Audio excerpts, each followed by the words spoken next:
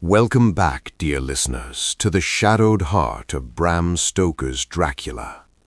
After Mina's devoted vigil in Chapter 10, we now turn to Chapter 11, Lucy Westenra's Diary, the final heartbreaking entries written by Lucy herself. These pages are among the most poignant and terrifying in the entire novel. Here, the radiant, joyful girl we met in earlier letters slowly reveals her own descent into nightmare. We hear her voice directly, sweet, frightened, and bravely trying to make sense of the horror that is consuming her. Let us listen with heavy hearts as Lucy records her final days and nights, fighting a battle she does not fully understand. 12 September. Lucy begins her diary with a weak but grateful hand. She writes how deeply touched she is by the love surrounding her. Mina has come, Arthur never leaves her thoughts, and Dr. Seward, along with the brave Mr. Morris, have all given their blood to keep her alive. She feels their warmth still flowing in her veins and tries to convince herself she is getting better. Yet even in daylight, a strange weariness clings to her.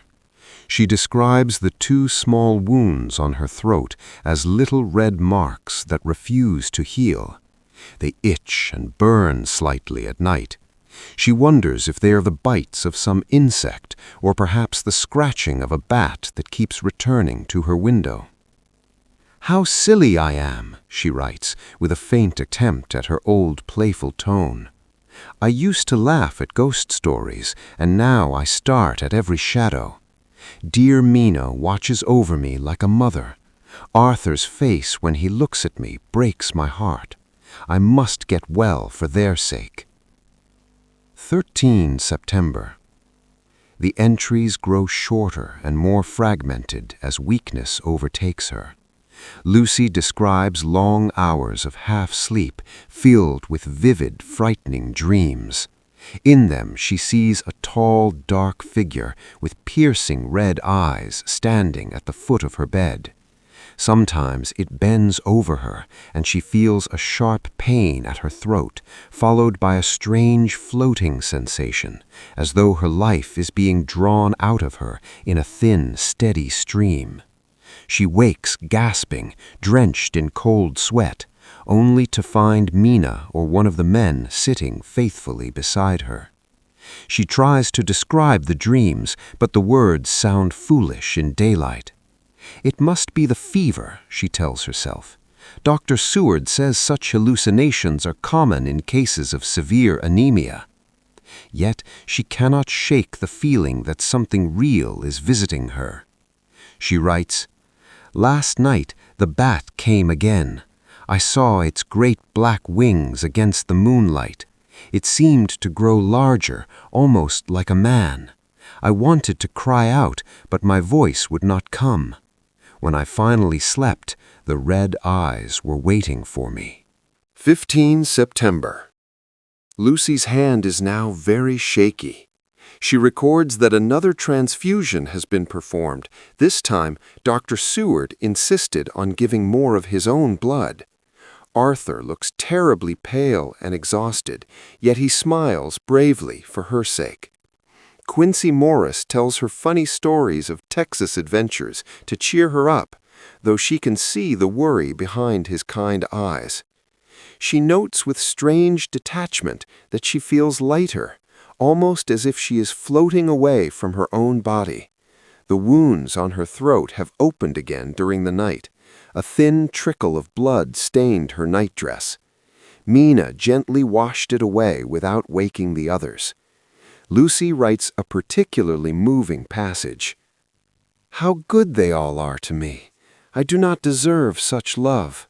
If I die, tell Arthur that my last thoughts were of him, and how happy I would have been as his wife. Tell Mina she has been the truest sister anyone could have.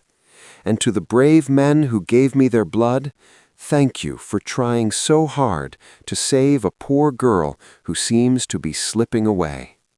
18 September. Final entries. Lucy's writing has become almost illegible.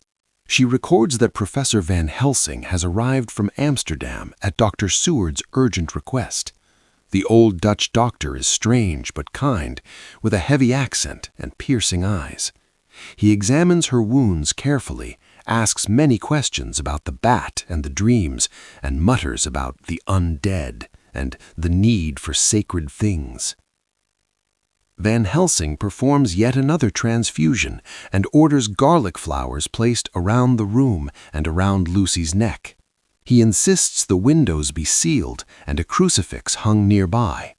Lucy finds the garlic smell overpowering at first, but she trusts the professor's grave manner. In her very last coherent entry, Lucy writes with quiet resignation and love. The professor seems to understand something the others do not. He looks at me with such pity and determination. I am too weak to ask questions. If this is the end, I want Arthur to know that I loved him with all my heart.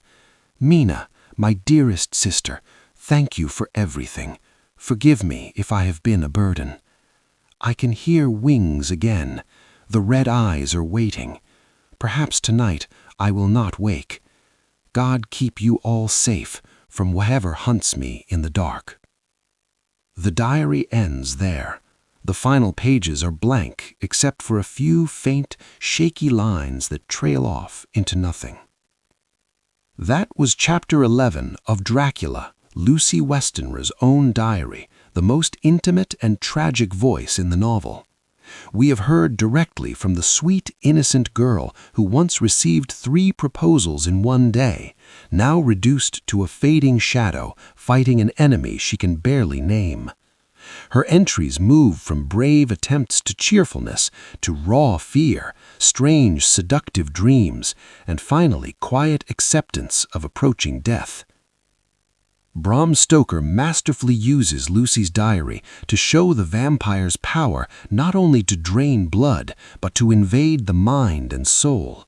The mixture of horror and forbidden ecstasy in her dreams reveals how the Count seduces his victims, making them complicit in their own destruction. Even as science, love, and the new wisdom of Professor Van Helsing fight to save her, we sense that the battle may already be lost.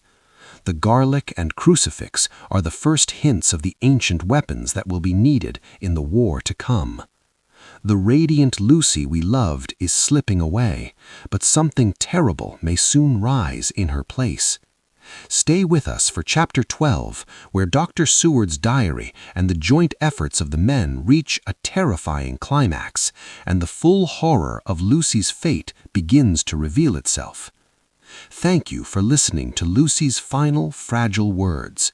If this chapter brought tears to your eyes or sent a deep chill through your heart, please like, subscribe, and ring the bell so you never miss another page of this Gothic masterpiece. The girl who once danced with life now lies still, but the night is not yet finished with her. Until next time, may you never hear the beating of those wings at your window.